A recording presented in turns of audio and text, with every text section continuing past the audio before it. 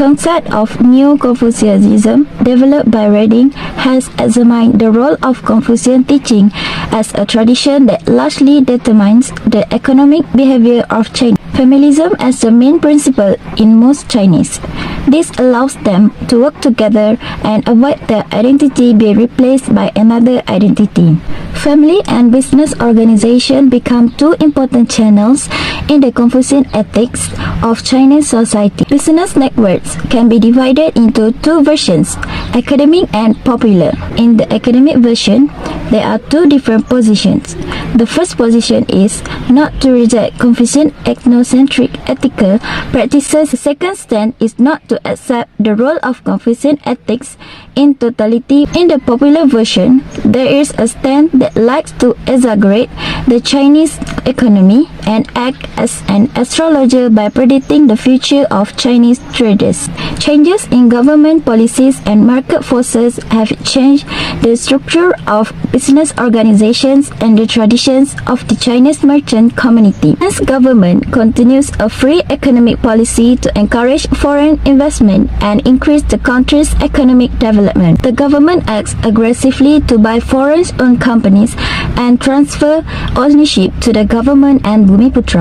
Chinese entrepreneurs take a proactive strategy of shifting investment from high-risk manufacturing sectors to easy and safe ones. Chinese and Malay business culture has experienced a transformation that has caused many changes among them, such as the government has changed the rent-seeking group to a transition group and finally a mass capitalist group.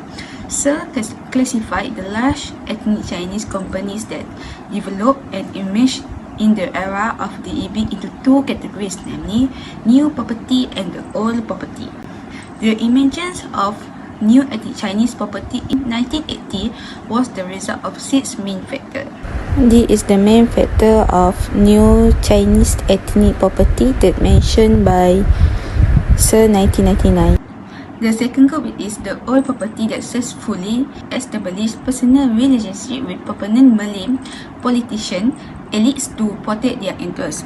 However, since the 1980s, the old property group seems to be clearly divided into two large categories, namely the group that is more editable and the group is the less editable to affirmative policies. The change in the economic structure of the country occurred because the economy base of the country changed from an agricultural-based economy to an industrialized one.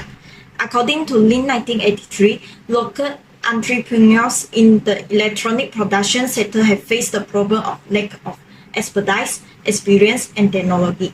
Chinese entrepreneurs are also restructuring their business organization and companies' ownership patterns. This action has caused Malaysian ethnic Chinese entrepreneurship to develop into a high-tech industry. Massive mergers and takeover by the IPK and GLC of ethnic Chinese corporate companies, especially in the banking and real estate companies, have taken place. This situation happened because IPK and GLC are supported by the huge financial resources. In conclusion, the Malaysian government needs to support Malaysian entrepreneurship regardless of race for the economic development of the country.